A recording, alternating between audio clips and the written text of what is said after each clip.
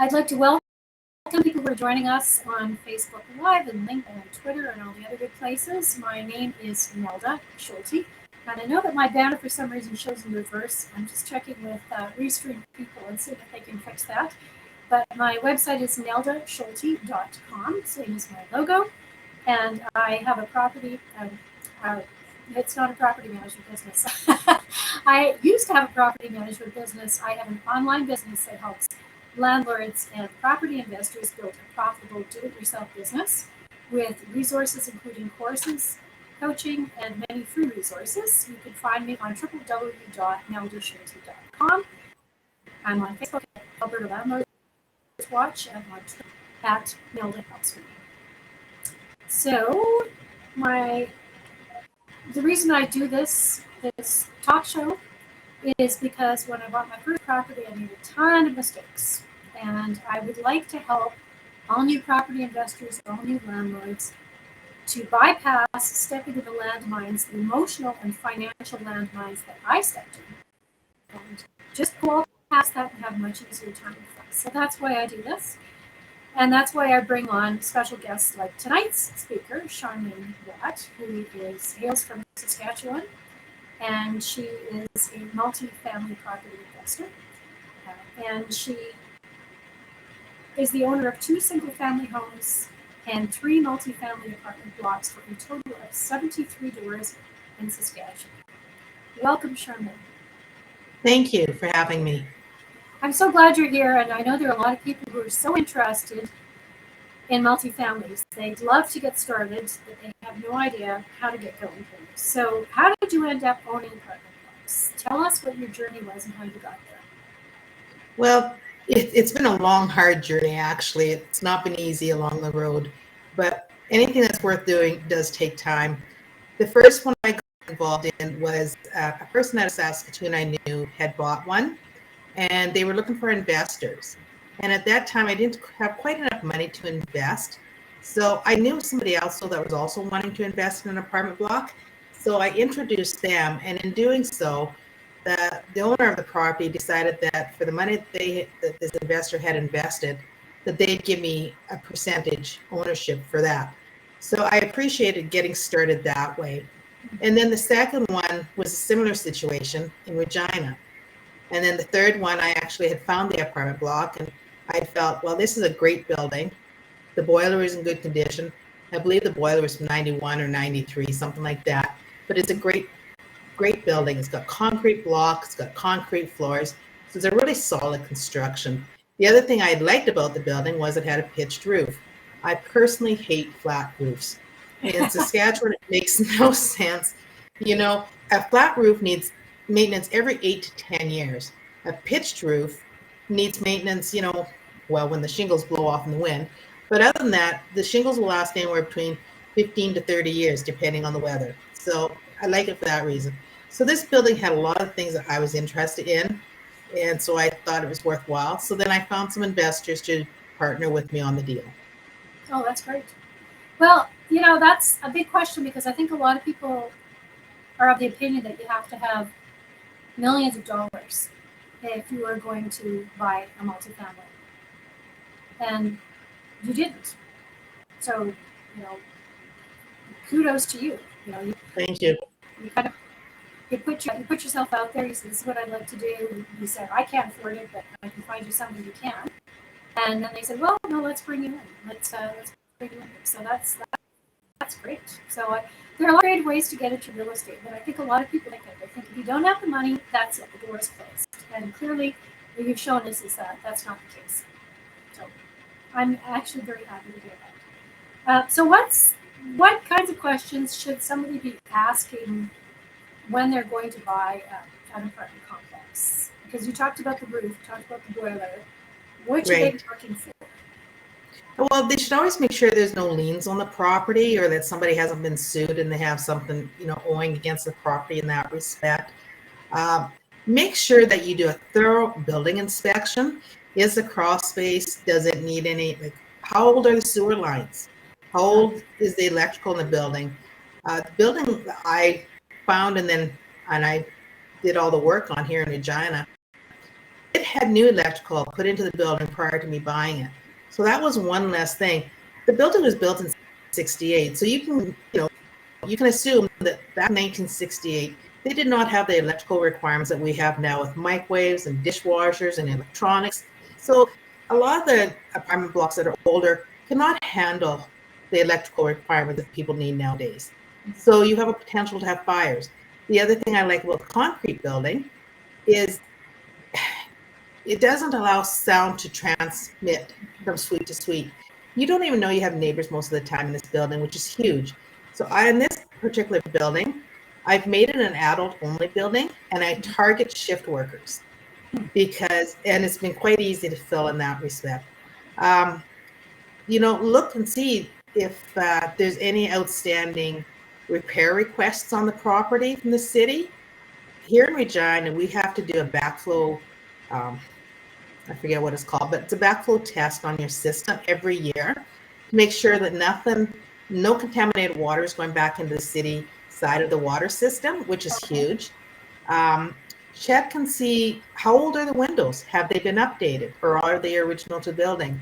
One of the things I did not check on this building, and I found out after that, each suite above grade had air conditioners, like the wall-mounted ones. Yep. What I didn't realize is that they are original to the building. Well, how effective do you think those ones from 1968 are? And the previous owners had actually just been repairing them. It was crazy. But I think one of the challenges they had come into was the fact that you can't just go to a Canadian Tire or Home Depot and buy one that would fit in this box in the wall. And because it's made of brick on the outside, or the concrete block, it was hard to retrofit it. So I found a company out of Winnipeg that makes the air conditioners that would fit into this spot. They're not cheap, but they are very efficient. And the tenants love them because it keeps them really nice and cool. Yeah, that's so great. So those are all things that you have to kind of look out for that you wouldn't think of. So did you look in every single suite in the apartment? Yes, I did. Oh. One of the things I did not notice at the time of the inspection was the fact that somewhere along the line, somebody had spray foamed all the shutoff valves underneath the bathroom sinks and the kitchen sinks. And the only reasoning I could see somebody doing that, I'm going to guess that some property management said, oh, we've got a pest problem. They sent their maintenance person out to deal with it, and that was their way of dealing with it, to fill any cavity to prevent pest movement. Spray foam is a great idea, just not around your shutoff valves, because then when you have a water emergency, you can't turn them off. So as we're renovating, we're dealing with all those little issues. And as we renovate, the other thing that we do is you will find holes between the suites, just like it's a hot water system. So you've got radiator lines going through each suite. So we take and we use a pest block spray foam and seal up those holes. If a mouse was to get in the building, they're not going to have free reign. If cockroaches get in, again, you're able to contain any pest to hopefully one suite and deal with it instead of letting them have free reign of the building. The other thing that we do is we treat the crawl space every 3 to 4 months with mouse bait. The thought behind that is if pests are getting into the building, like in the form of mice, that they're coming in through the crawl space. So this is a preventive measure, and it's much easier to do that than to have a tenant calling and say, hey, I've got a mouse issue or mice spread disease. And once they're in, they multiply pretty quickly. So if you can keep them at bay and deal with them before they become an issue, you're much better off. That's a very smart idea. Yeah, I managed a condo for a client, and they had a mouse problem. And we found the mouse while it was on the outside. It was electrical outlet that came loose on the deck, and we found it. We notified the property manager of the condo building, and they didn't want to fix it. So really? We fixed it. We plugged the mouse hole. I got a maintenance guy in to find any other holes in the building. We fixed everything. He plugged all the holes, and then the exterminator came, and then I hired a cleaning crew to come in and clean up because the woman, the couple, was completely freaked out by having mice in her condo. Right. So anyway, when we were property management, it was taken care of, and then we left. I stopped that business and went online, and then they had a huge mouse infestation. Apparently, the mice were coming through the. They were on the main floor between the parkade and the and it was close to the Bow River, so Okay. you were getting a lot of pests and a lot of bugs and stuff anyway. So that was kind of an issue. So then they actually ended up moving out and suing the property management company because they weren't able to deal with the mouse issue. They didn't take it seriously, and she stayed someplace else. She moved out, so they were still on a lease in one place, having paid the other lease, and anyway, it did not end well. I've got a question here from Victor. Does the pest blocker stop bed bugs? Does what? The pest you put in between the pipes between the apartments, does it stop bed bugs? Yes, it does. It prevents any pest movement because it seals up that hole, and therefore they can't just walk through a wall, right? The other thing about my buildings, all the apartment blocks that I own, they're actually all concrete block. Well, pardon me, the one is not, I guess. It's concrete block on the outside, but it has wood floors on the interior and wood walls. Whereas the other two I own, they actually have concrete blocks between each suite as well. So that's another reason it's so quiet. But when you put this pest block spray foam in, it's made by Great Stuff. It actually swells up and fills that cavity. So a bed bug can't get through, or if it does, it's because there's still a little hole there, and you may want to go back and try respraying it because you maybe didn't get it right in there the first time. So just if you do find that, take care of it that way. Find yourself a really excellent pest control expert. I've got one now. I think this is the third person I'm on, and somebody had introduced cockroaches into the building.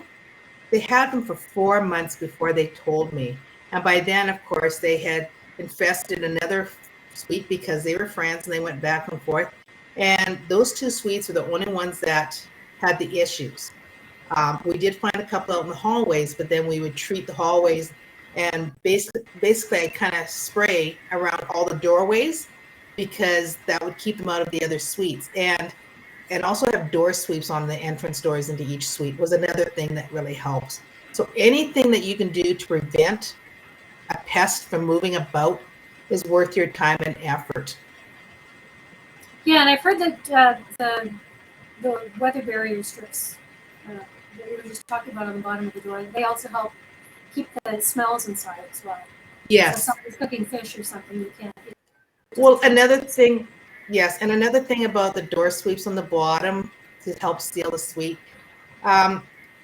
You have the fire doors in apartment blocks, and sometimes when you have the stairwell windows open, when somebody opens up that fire door to come into the hallway, then the doors inside the suite rattle or something else makes a noise, and it will disturb somebody if they're sleeping. So that's another thing about putting in a door sweep or something else. Some of the suites have actually got the pool noodles that they've cut and just slid under there, and that works really well too. Yeah, great. That's great. Those are really good tips that I wouldn't think of passing on to somebody else, but I mean, they're excellent. So that brings me to, I've got two other questions I wanted to ask you around that. So what are your most difficult problems when you own a multifamily? Finding quality tenants is a challenge depending on some areas. I'm finding that we have a lot of new Canadians and a lot of people on social assistance. Their limit seems to be $800. I've also found that a lot of new Canadians, because they're from a country where they're used to living in crowded spaces, so they think nothing of putting 4, 5, 6 people into a one-bedroom suite. We don't allow that. There are reasons for that. One, the humidity factor alone will do damage to the property, and that's something they don't even consider because typically they come from a country where they live in concrete block buildings or concrete buildings, so they don't have to worry about humidity. When we have drywall though, and it soaks up that humidity, then you have a mold issue and you have all these other things that go on with it. So we limit it to 2 people per bedroom. And there's actually a national code that will help you to enforce that. The other challenge I have is sometimes because this building that I'm personally managing has a lot of shift workers, I have chosen not to have children in there because children, they're children. They make noises all the time. They're up throughout the night because they're sick or they're babies and they cry. people that are sleeping, if they're working shift work, they need their sleep. I have a lot of semi-drivers or, jobs that require them to be really alert and with it.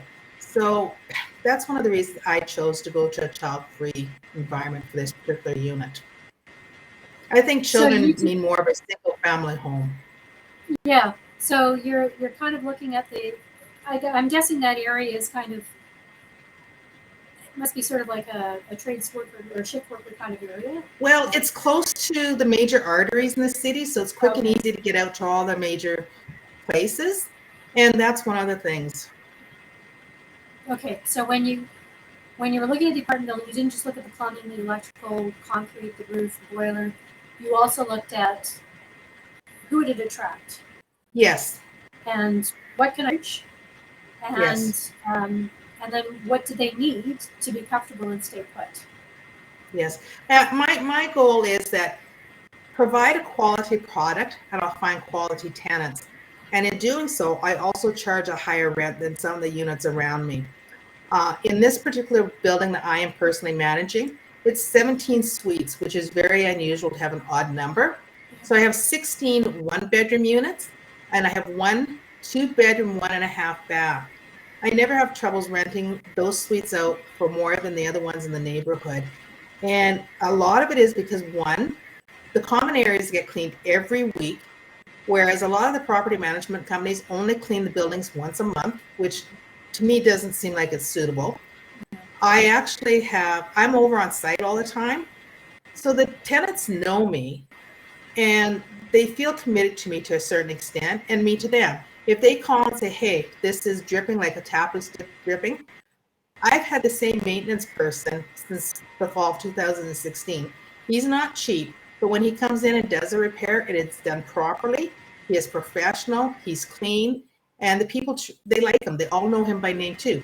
They cannot call him and ask him to repair something. Everything has to come through me because, of course, people would, complain, whatever. So that's the way that is dealt. And people are very happy because, once again, if you take care of your tenants, then they're not going to be moving. Yeah, yeah, great. So find good people, take good care of them, make sure you've got good quality tradespeople and maintenance men who are polite and respectful.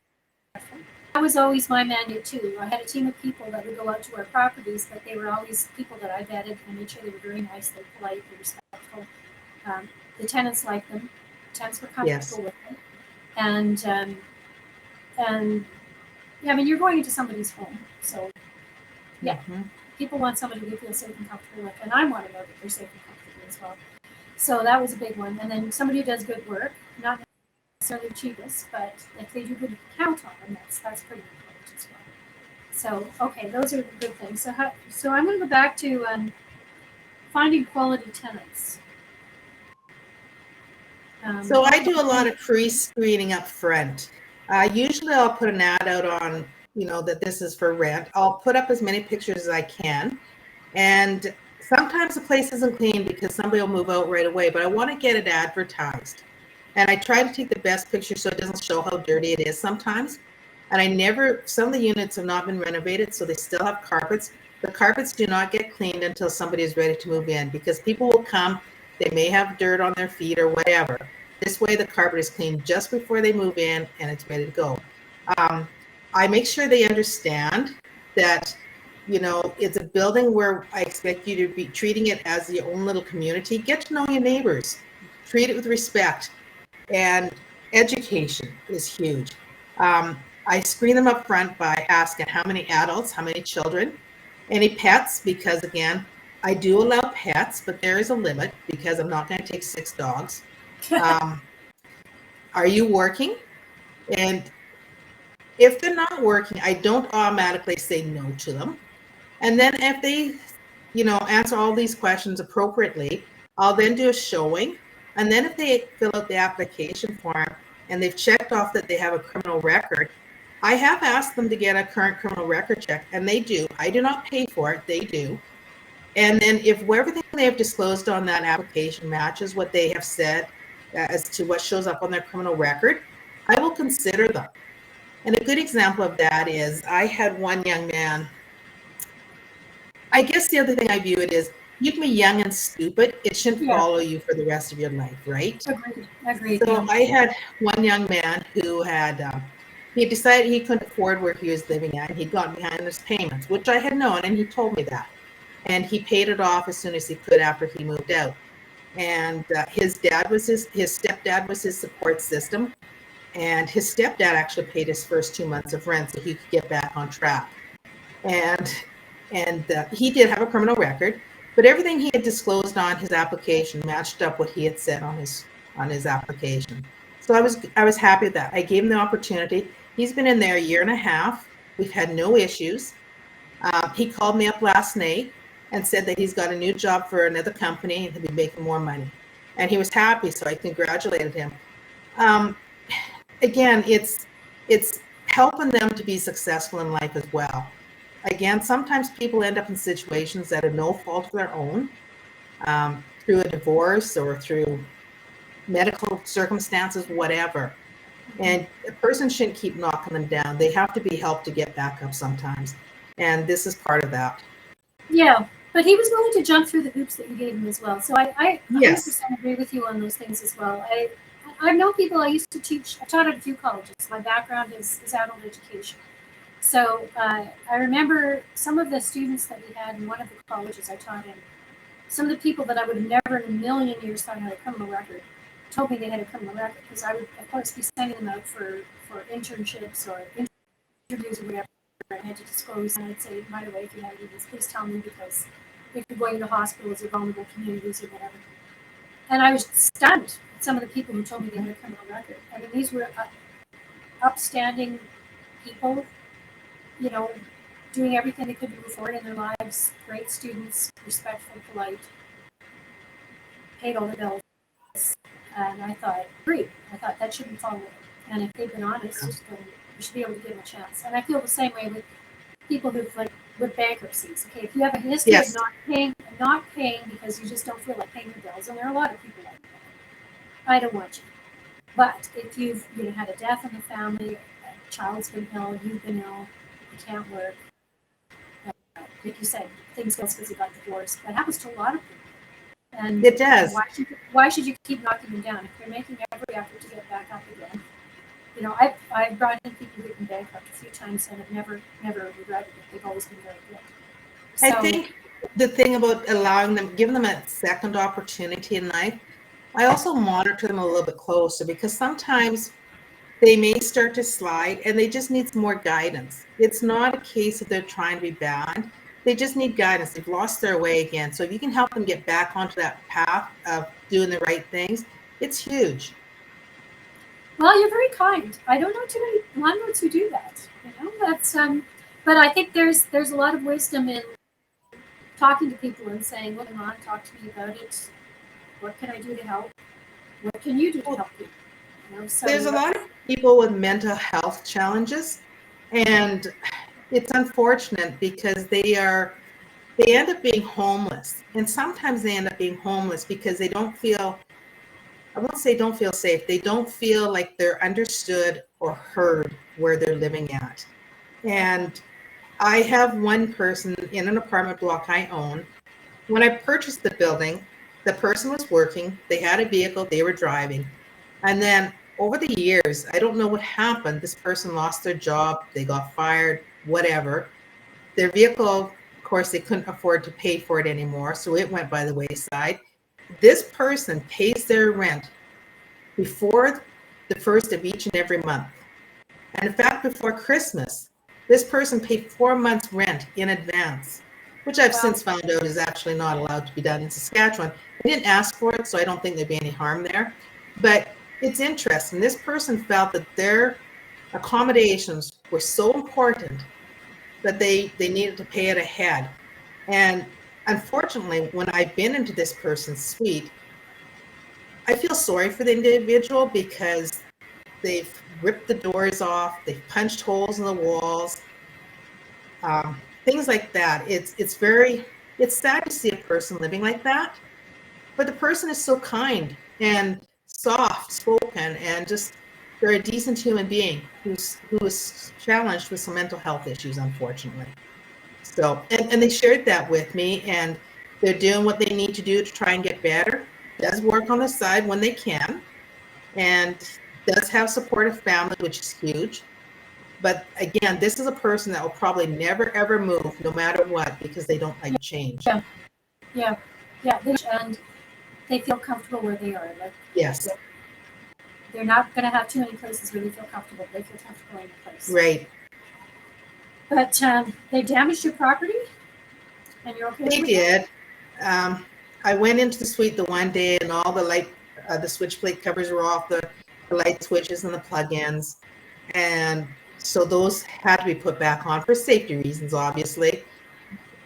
People that have mental health issues, they do things that make no sense to anyone else, and at the time, it makes sense to them. Yes. But Yeah. Yeah, I've got some interesting stories about that. I'm not even going to launch into them. We could be here all night. There's a question from one of the viewers. Do you use a property management software to manage your properties? I have not, but I definitely recommend it. Building would be one that I would recommend. It's because I'm only managing 19 doors of the 73 that I own. I didn't see a value in it, but because of all the work I've been doing recently, it's definitely, I think, worth it. Somebody had told me at one time not to go ahead and get software like that until you've got 100 doors. I think that's a mistake. It adds a lot of extra work that you don't need to be doing. So I think even having a few doors, I think it's probably worth the money to do so. I totally agree with you And on that one. Actually, you don't need to use every aspect of the program. Pick and choose what you want to and pay for those parts. there are Canadian property management software programs for people with small portfolios, and they charge, they're free. The tenant cube is free for if you have 3 or fewer doors, and then they charge Right. very reasonable nominal rate. If it's $2 or $5 per door, and then you have access to all kinds of resources, and Right. you can store documents and everything. It even collects rent for you.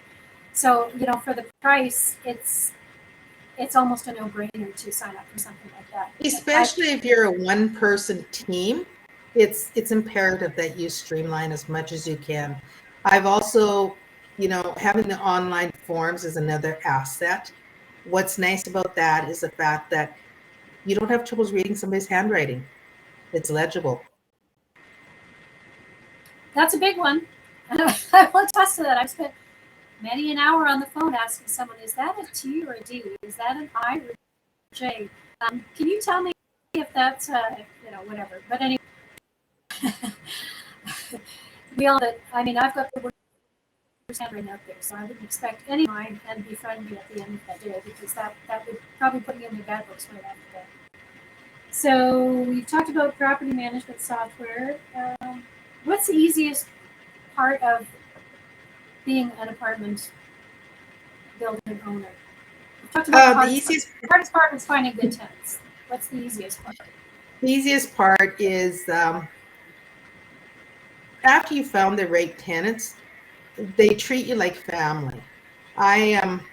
Because I'm a pretty hands-on owner, I have been the one that's been over there doing renovations. I cut the grass, I do snow removal, whatever it takes.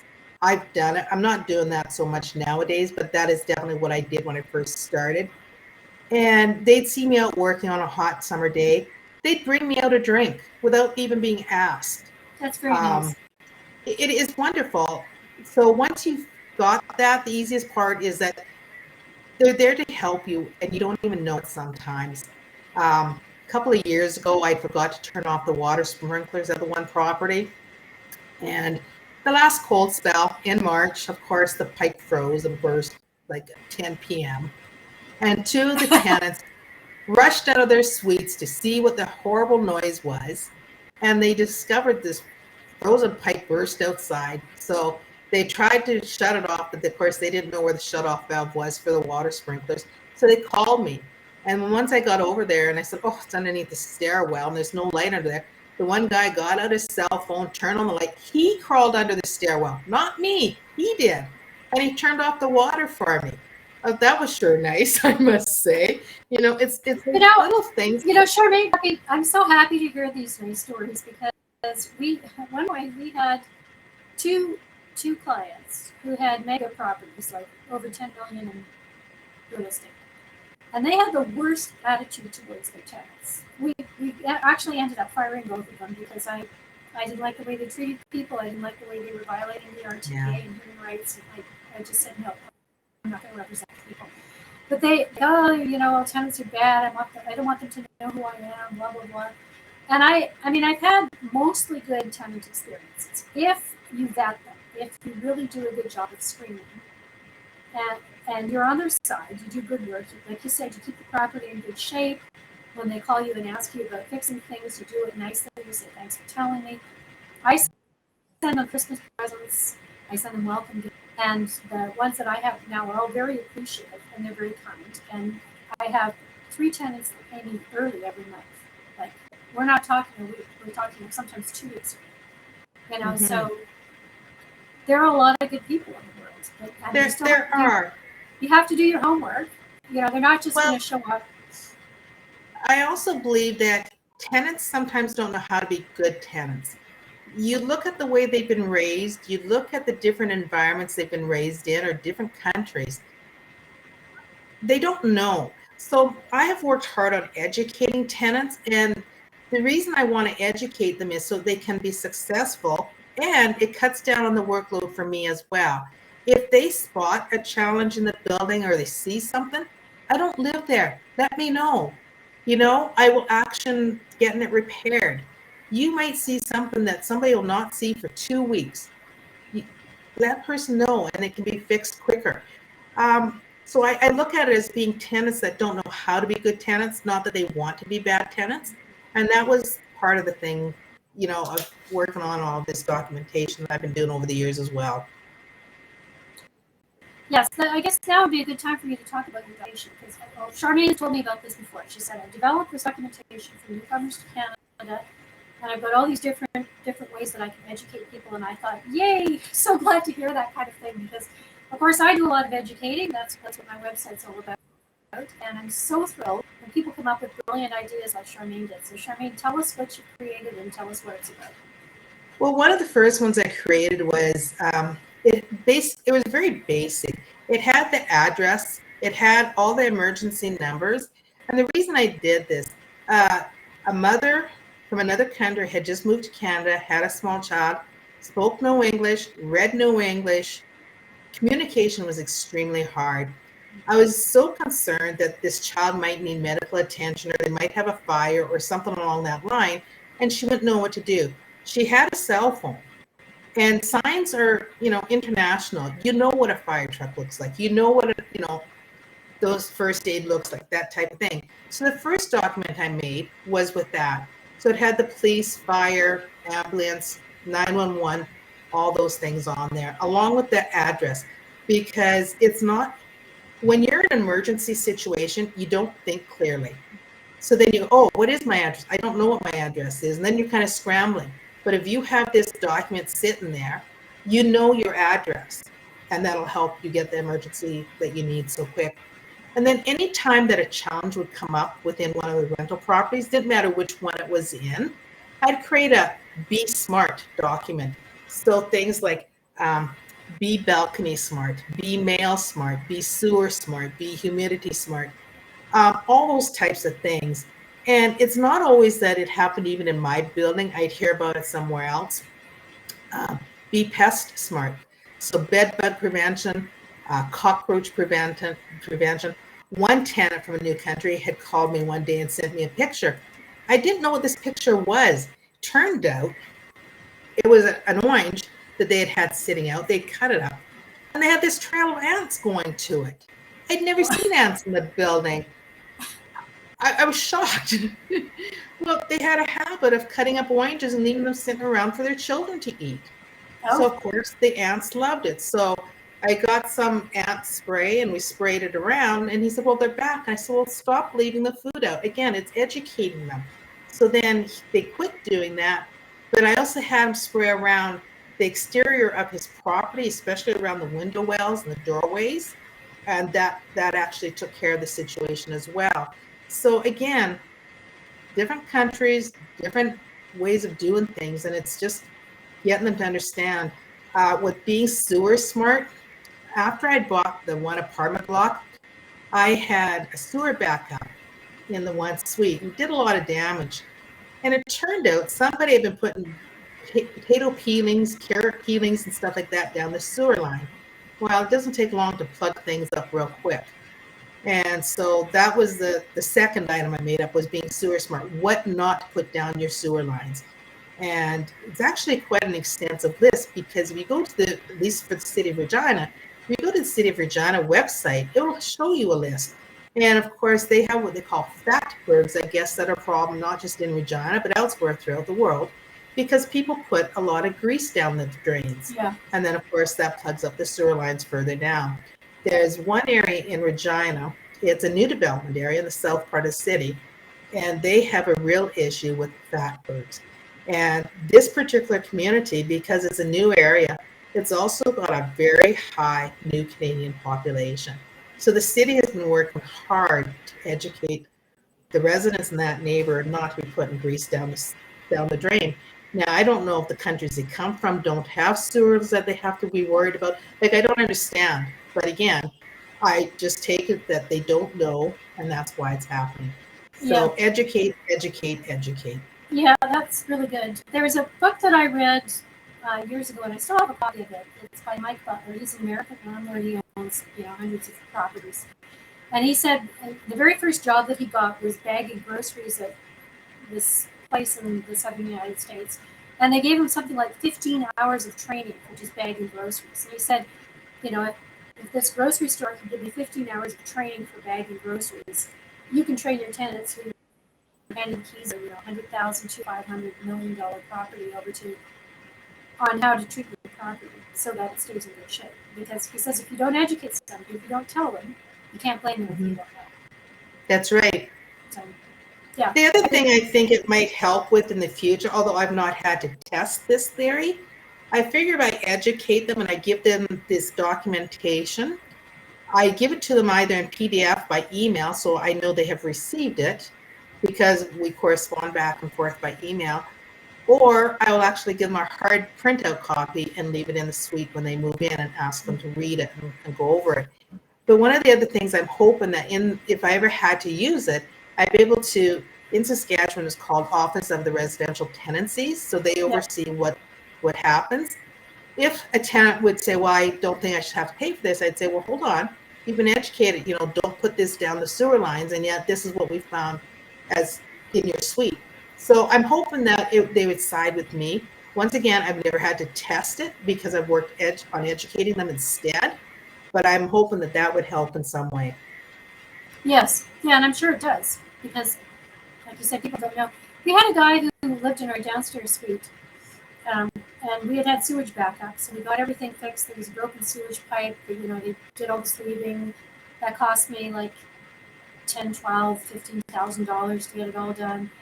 And then his daughter came running upstairs and said, we've got sewage backup again. It's the first time around. And so I was like, what?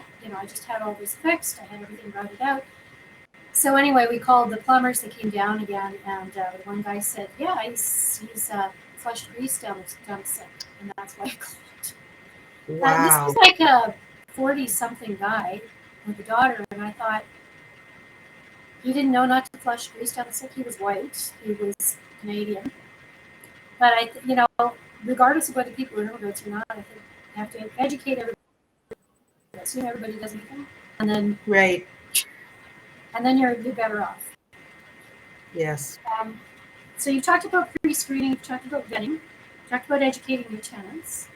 How did you find your qualified team to help with your property? The boiler, the electrical, the carpentry. How did you find it? How did I find my team for helping me to take care of the property? Is that what your question was? Yeah. Yes. That has been a challenge. Actually, the first person I had that was doing maintenance at the property, he had a heart of gold. He meant well, but he was a jack of all trades and a master of none. I had him for 4 months. I was ready to kill him. I can be pretty impatient some days, depending on what it is. And I was at a Costco one day, and a person I had met some time ago happened to be, he had just moved back from Calgary. He says, I'm back in Regina. He says, do you have any work for me? I said, well, what are you doing? Because he had been doing basements before that. And he said, well, I'm a little bit of everything, handyman, contractor, whatever you need. I said, actually, I could use your services. So I've had him since September of 2016. He has Wow. been responsible for all the renovations at the property. He has been there at 2 o'clock in the morning when a door got broken into the property to secure it. Wow. He's been there through thick and thin. He has saved me money. I've paid him well, don't get me wrong, but he has saved me money on some of the things too. I said, well, we should do this on one of the renovations. He said, you may want to reconsider that. And I said, why? And then he explains to me why my idea was maybe not the best idea, but he walks me through it. He doesn't treat me like an idiot. Well, you know how it is Yeah, sometimes, right? I do. So I appreciate that, and he'll use it in my terms, not using some jargon that I don't understand. And I appreciate that. And then yes, I 99.9% of the time go with what he has recommended. He is the expert in that area, not me. So again, it is what it is. And the one day I went over there and I found that I could see light coming in at the top of the stairwell windows. And I said, I don't know why. I don't know if some caulking has fallen off or what. So he came over and took a look right away. The windows were falling out because the wood was so rotten. Oh, And wow. so that became an emergency repair that was done within 48 hours. Well, Wow. he took them out within 48 hours and the repair took a little bit longer. But then we didn't have them falling out and hitting somebody down below. So that was a Yeah, yeah. huge relief. They're 3 stories tall, these windows. Wow. So Wow. Well, so you found him in a grocery store. yes, I did. I don't know. I mean, I found people on HomeStars. I have found people from the process of elimination. I like to go in and check ratings if they Yes. have them, but not always. And like my property in Prairie, because it's such a trans community, and I had a lot of trouble finding. I had so many different tradespeople, and I really needed a Mhm. really good handyman. And so I went on. I had a Facebook group that I was part of there, and I contacted the Facebook group and I said, could anybody recommend a handyman? Well, I got about 15 different names. I called every one of them. And Mo, my guy now, I'll be back in about 2 minutes after I called him, and he's been with me for a few years now. And same thing. He's Yes. exactly the same. He's your guy. He saved me a lot of money. And he does all my And repairs. again, He does them really well. And I can trust him implicitly. exactly. And he lives 5 minutes away. So Oh, sometimes he that's just great. drives by and And with regards to some of the other people, the person that does all the carpet cleaning, I actually got his name from another property management company, a friend of mine that owns it, and that's who they've used for a long time. I've used a couple others, but I was not happy with their service or, their appearance, whatever it may have been. This guy actually owns his own business. He's been around for quite some time, and he has always accommodated me, even on short notice when I didn't think he'd be able to, and he has, so I appreciated that. Just talking to other landlords that I've gotten to know over the years, and we try to help each other out as private landlords. We, sharing contact names of a plumber. Like I had an emergency plumbing issue I had on Friday. So, but my guy was gone. So I was able to find someone that dealt with that. That was huge. I've struggled with finding someone to maintain the boiler in some ways. Part of it was my own fault because I didn't want to pay somebody what I thought they were going to be charging. And then I just didn't find somebody. And then finally somebody said, well, have you tried this other company, Momentum Plumbing and HVAC? And I said, no. So I called them up, and if you wouldn't know, I got to speak to the owner right away. And I told him, what I owned, what I need. He said, oh, we can handle that. And I said, how much is that going to cost? Because, I was saying it was going to cost me an arm and a leg, and it really wasn't that bad. So I was quite relieved by that. And they were able to come out. And again, professional, on time. They do what they say they're going to do. I had a pinhole leak, of course, on a long weekend, holiday long weekend. And they of came course, out that's when and it always happens. it does. Always, They basically always. put this tape around it, but it's waterproof. And they just sealed it up for the weekend. And then they came back when I wasn't going to be charged overtime for it on holiday Oh, pay great. as well. Oh, great. It was huge. They've now been with me for 5 years. And again, they go out and because it's an apartment block and we have a boiler system for heat, every year we have to bleed the lines. It is what it is. It's just part of the process.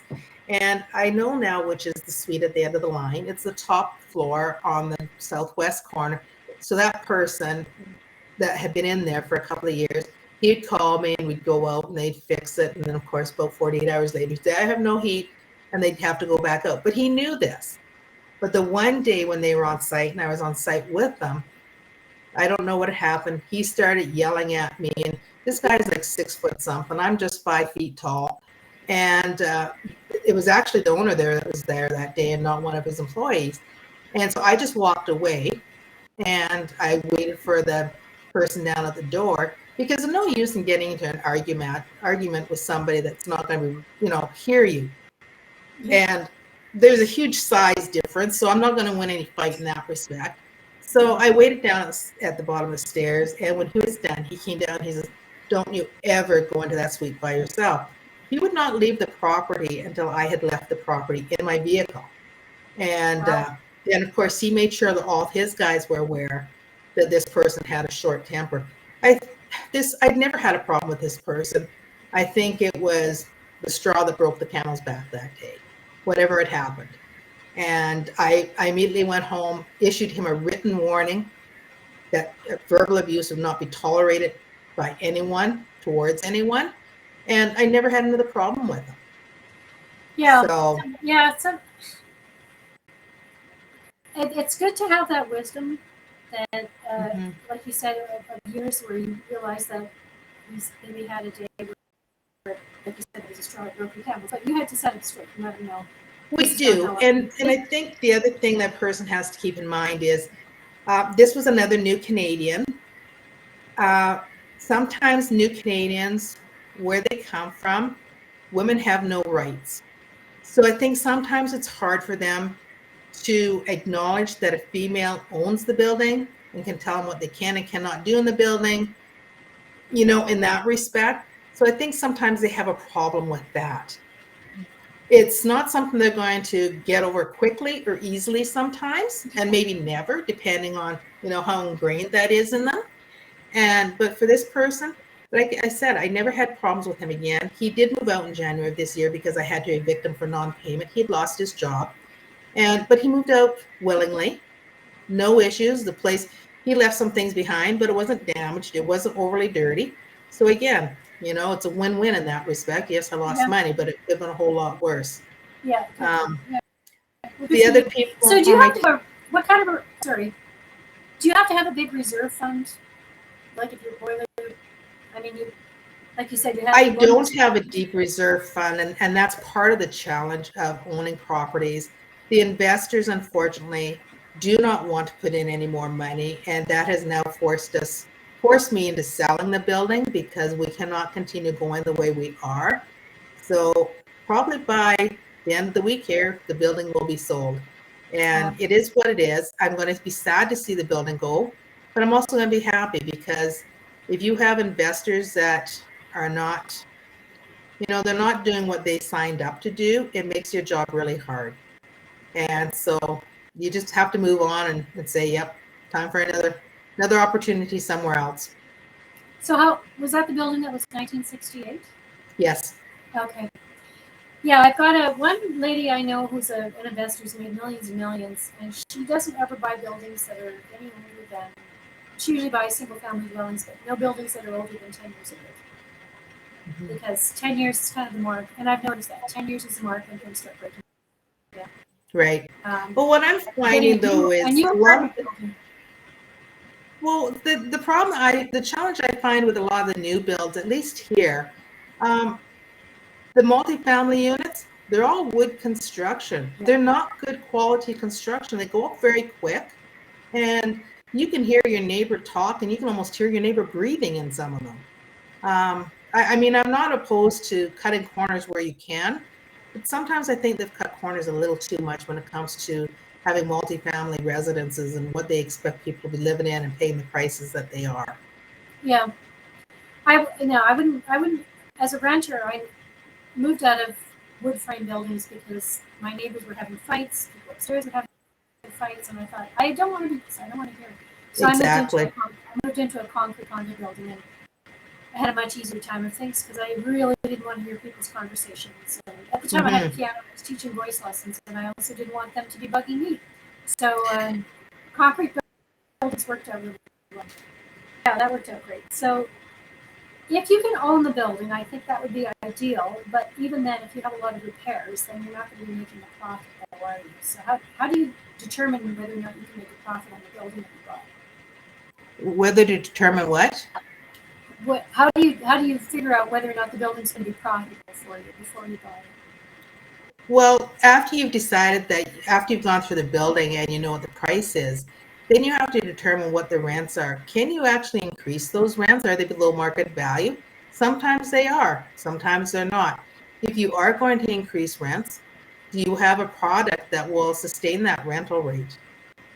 You can't, you can't have a building that's never seen any renovation since it was built and expect to get today's prices on it. That's not realistic. People want things that are current. They want things that are not going to be breaking down, and they don't want something that's outdated. So that's one of the things we've been doing in this building is renovating suites as finances have afforded to. And when I say renovating, I mean some of the suites had carpet everywhere except for the kitchen and the bathroom. So hallways, bedrooms, living rooms, everywhere. And yes, you can steam clean them, but they're still not nice, especially if somebody has a pet. It's not what people want. So the other thing is that people like the open living concept. So we take down the walls between the living room and the kitchen, and it gives you that big open space. One of the bonuses, the windows had all been replaced prior to me buying the building as well. So what we do now is we actually, as we renovate, they're not brown suites anymore. They get a nice kind of a bluish gray color to them. They have vinyl plank flooring throughout, so we're easy maintenance. We've been replacing all the cabinets. Really, we just basically gut the suite. They get new kitchen cabinets and bathroom vanity. We take out the medicine cabinet and just put in a nice mounted wall-mounted mirror. LED lights throughout. We put in the cellular shades. And in the living room, the bedroom, we put in the light filtering room darkening one on the lower levels so that they can still have privacy if they have their blinds open. And on the second and third level or the higher levels, then we just put in the room darkening blinds on the bedrooms. Those are, even buying the no-name brand at Home Depot, they are costly, but tenants do appreciate it. One of the things I want to look into is seeing if we can Scotch guard them somehow, especially within the kitchen, to prevent any, for easier cleaning, because you can't change blinds out between each and every tenant as well. So how much does it cost to renovate a one-bedroom apartment? It depends on the size of the unit and what actually has to be done. Because we're doing such extensive renovations and because prices have gone up, it's about $50,000 per suite. Okay. Because again, you've got to pay your contractor. They have insurance, they have premiums they have to pay as well.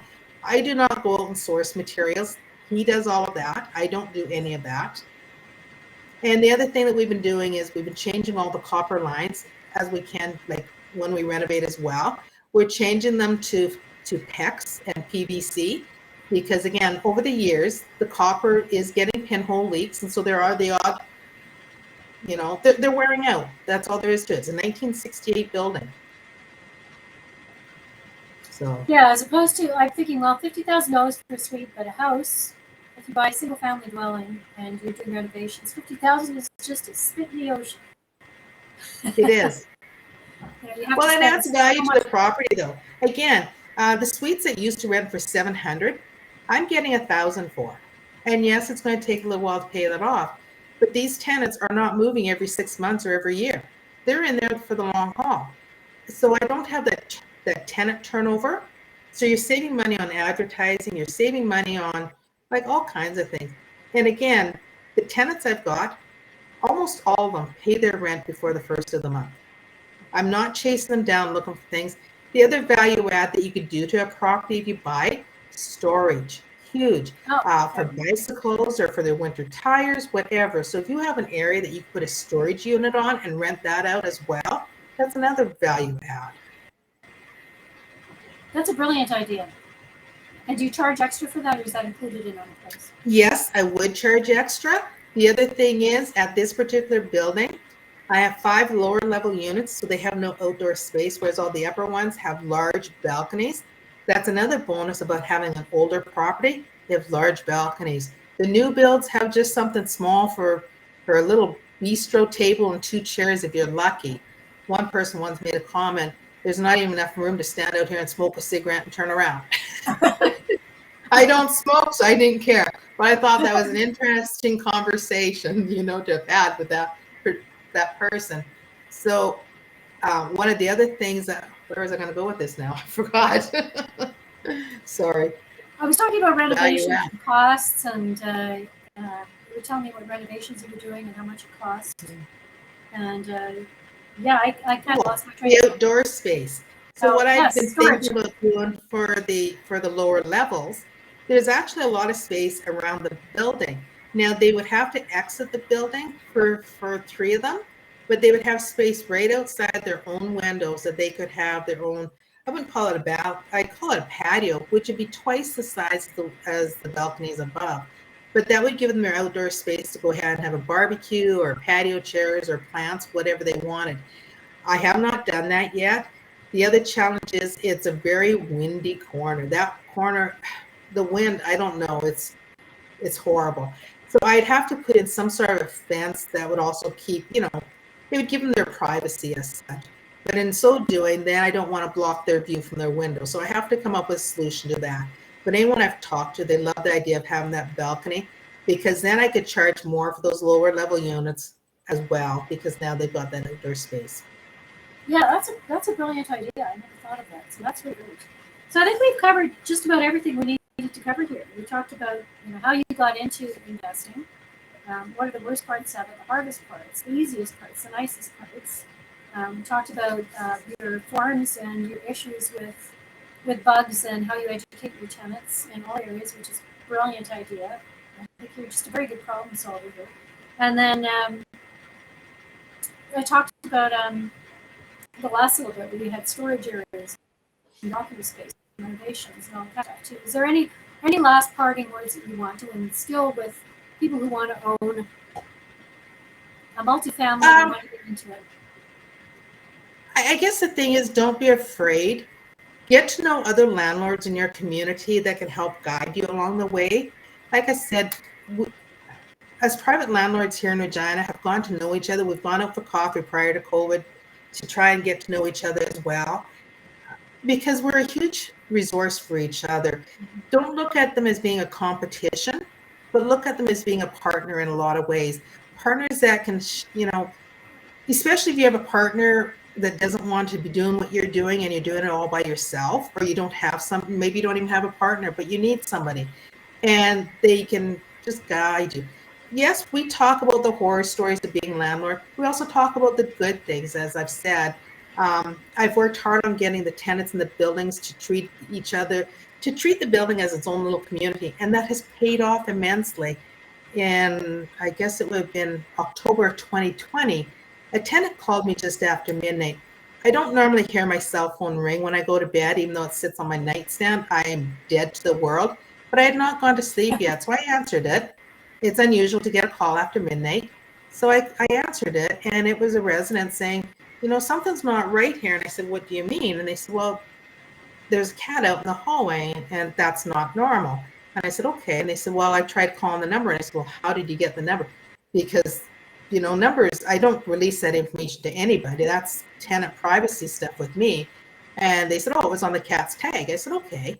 And they said, well, we can't hear the cell phone ringing, but we can hear the water running, like the shower running, which is unusual. It's been running for a lot longer than this person would normally have a shower running. And I said, oh, okay. And this person is not answering their door. So I said, okay. So I tried calling and no answer. So I just got dressed and I went over and I knocked, no answer. So then I let myself in. I found this young person unconscious in the tub with the water running, water all over the bathroom floor. So of course I turned off the water immediately. I made sure the plug was pulled. The person's head was out of the water. Even though they were in their early 20s, they'd had a medical emergency and they were unconscious. I called 911. The tenants that had notified me, they let the fire department in, then they let the ambulance in, then they let the police in, and directed them to which suite they needed to go to. It was because of those tenants getting to know the other people in the building and treating it as their own little community, not being nosy, but knowing what was not normal for that resident, and then reaching out and asking for, for help. And the fire department, they were shocked to find no illegal drugs in the building, like in the suite. They were shocked to find the suite clean. This young person had actually been studying at the kitchen table. They had their laptop open, their textbooks open, and they just had a medical emergency. I guess they hadn't been feeling well, went and thought, maybe I'll feel better if I have a bath or something, and they passed out. The person's life was saved because of these other residents. Oh, that's And it's huge. And then the fine thing about that was she got the medical help she needed, and then she asked to be let out of the lease so she could go home. Her parents lived 2 to 3 hours away, so she would have family support while she recovered for her medical emergency. And of course, you say yes. You're not going to, hold them to a lease that's not in their best interest. And then the police said, I have never, ever seen a landlord at this time of day in the building to let us in. So again, you've got to, Regina is small. We're not a Toronto or Vancouver, so I don't think that would work there. But it's getting your tenants to realize that they are useful, that they play a part in taking care of the property and the people in it. I love the way you view that, and I love the way you talk to people about community and how you practice what you preach. And I also love what you said about building a network. And that's how I found you. I found you through the Saskatchewan Landlords Group. And I also have a Facebook group called Alberta Landlords Watch. And I hook up with landlords, network with landlords. We help each other out. And also there's a group of landlords I can call, even though I've been landlord for 18 years. Sometimes I'll have a difficult issue, and I think I'm dealing with it correctly, but I really want to, I need a sounding board. Somebody who's experienced that'll say, you're not overreacting, or, yes, you're doing the right thing, or whatever. I just having them listen to me sometimes makes all the Well, sometimes you're at that point where you think, am I really handling this appropriately? Did I take this the wrong way? Am I being overly sensitive? And so having another landlord that may be more experienced, may be calmer than yourself at that moment, whatever it might be, to bounce that idea off of is huge.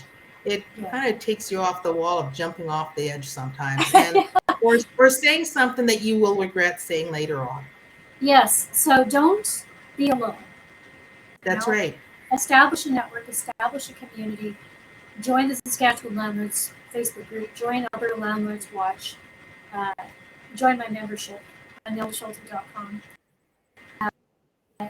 So that part of a group of people who can support each other, because we're much stronger together than we are on our own.